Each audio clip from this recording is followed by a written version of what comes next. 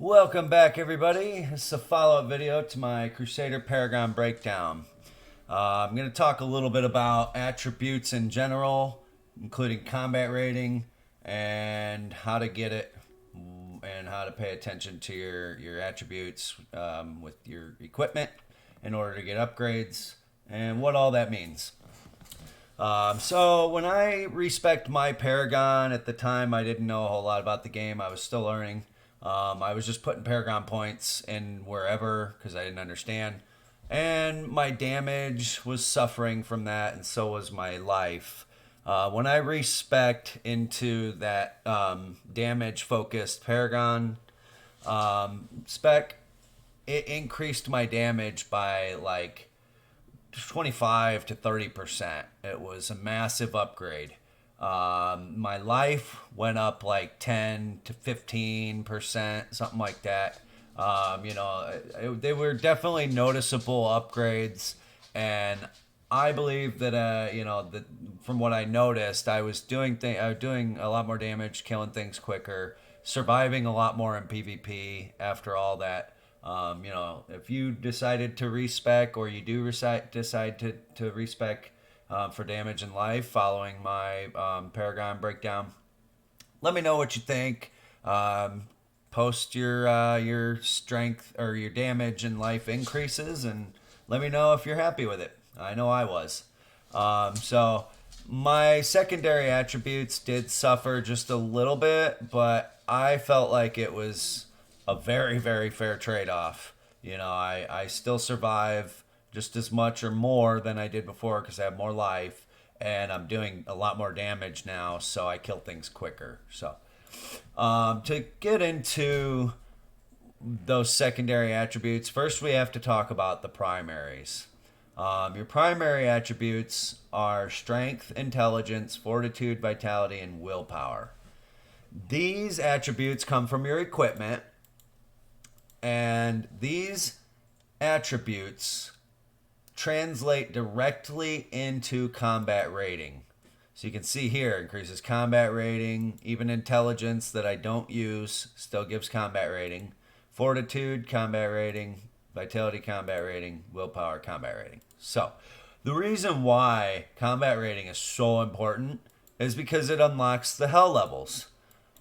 Starting way back at Hell 1 from normal, you needed a recommended combat rating of 520 in order to do damage to the monsters in Hell 1. Back then, a lot of us, if you're there now, you might be going through this, you're not paying attention to combat rating that much because you're just learning the game, and there's so much to learn in the game.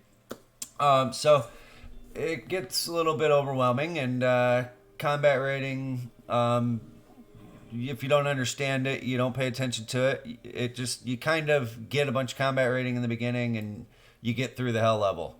But it's very important. It is the most important attribute in the game, because in order to get through the hell levels, you got to have a higher combat rating. Like Hell 2 recommends 870. In order to unlock the hell levels, also, you need to kill the last boss of that hell level, the last Heliquary boss. This one's Gorgothra. Then when you get into Hell 3, the combat rating recommended is 1550. The last boss to unlock Hell 4 is the twins, Gishter and Belidwa.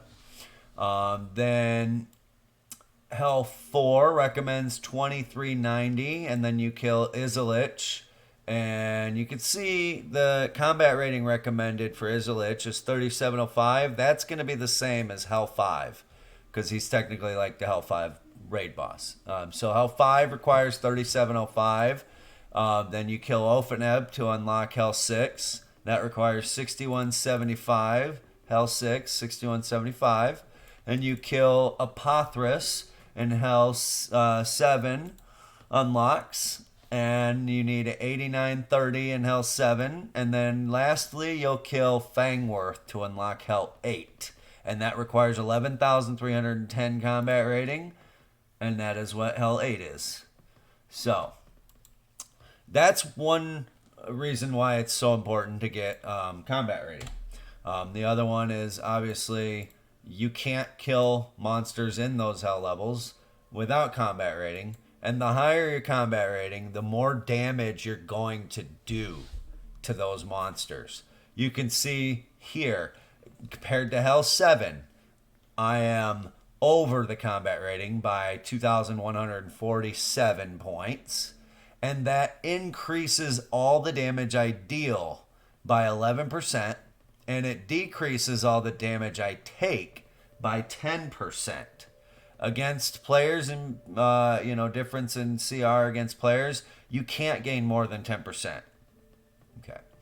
So with upgrades, it's very important to know what an actual upgrade looks like. The game is going to give you a green arrow and tell you it's an upgrade if it has a higher score, a higher item score, the base score. Okay, this one right here, that's your base score. And if that score is higher on a new piece of equipment, the game's going to tell you it's an upgrade. But what you really want to look for is a combat rating increase, a CR increase. And the way you're going to find that is through the attribute total, not the item score. Okay, so if you can equip the piece of gear, it's easy to just equip it and see if your CR goes up. If your CR goes up, that's an upgrade. Now let's say you're in Hell 6 and you're trying to get Hell 7 gear before your the recommended Paragon for Hell 7, which is 480. Then you can't equip the gear. But if you want to know what an upgrade is and it's sitting in your stash box, you need to add the attribute numbers together on the item and then compare that to the item you're wearing and add those attribute items together and compare those two numbers. You do a little math and you'll figure out which item has the higher attribute total. That's going to increase your combat rating. That's your upgrade right there. So that's why it's important to pay attention to your gear. The other way to increase your combat rating is with your legendary gems. The higher the rank of the gem, the higher the combat rating. See right here, I have a 2-star gem that's ranked 10. That increases my combat rating by 66. Now I have 5-star gems here. The combat rating also goes up, not just off of the rank, but off of the quality of the 5-star gem as well. You can see this one's 4 out of 5 quality, and that increases at rank 6, 132 combat rating. So to summarize it all, your attributes, your primary attributes only, and your legendary gems are going to increase your combat rating. That's going to help you unlock your hell level, and that's going to help you do more damage to the monsters in general. So next we have the explanation of your primary attributes. They're pretty simple. Your damage comes from your strength. That's one way to increase your damage on top of your Paragon points. Intelligence is basically damage for spellcasters like necromancers and wizards. Necromancers and wizards don't use strength, so they get their damage, I think, from intelligence. Melee classes, barbarian, demon hunter, crusader, we use strength for our damage. You do, as a class that doesn't use intelligence, you can still get some intelligence from your warband. I'm going to make a video about that soon here to explain it all. It can be a little bit complicated, but it's actually kind of simple once you understand it. You do get the increased combat rating from having points in intelligence, but there's only the one way to get it, and that's through your warband tableau. So fortitude increases your armor and your armor penetration. Okay. The vitality increases life, and then willpower increases potency and resistance. Okay, so we'll get into those. Those are your secondary attributes: your armor and armor penetration, and your potency and resistance. So armor, obviously, armor reduces all damage taken, but it also increases the amount that you block for. My armor's a little bit lower because of my focusing on damage and life in my Paragon points, and because I tend to choose gear that has strength and vitality. But I think I'm gonna start doing strength and fortitude instead if I have items that are close in CR. But you can see armor, it's pretty important. Because if you have really low armor, obviously you're going to be taking a lot more damage.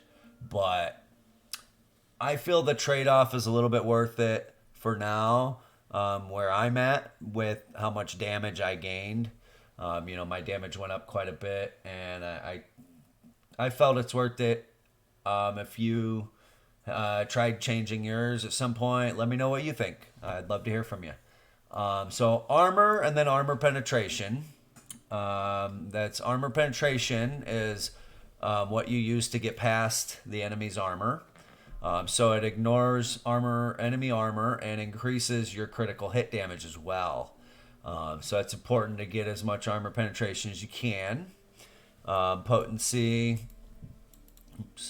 Potency is compared against enemy resistance.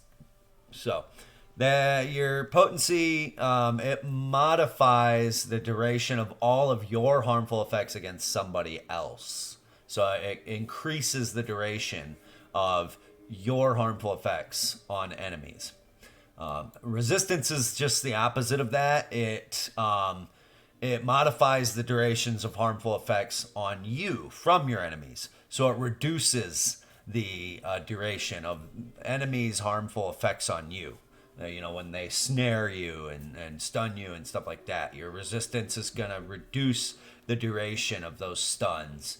But it's going to be compared against their potency. So if they've got really high potency, if your resistance isn't high enough, you're not really going to reduce the duration because they've got really high potency. So it's like a yin and a yang with potency and resistance, and armor and armor penetration are like yin and yang as well. They come from the same source, but they're opposites in a way. So those are your secondary attributes. You get those from your primary attributes, and you also get them from your normal gems, and you get them from your Paragon points, as I covered in my other video. If you didn't watch it yet, go check it out. So that basically covers the primary and secondary attribute. I'm going to kind of explain further my character in the next video, so stay tuned and hope to see you there. Make sure you like, subscribe, and share if you liked my video, and I appreciate you watching. Have a good one.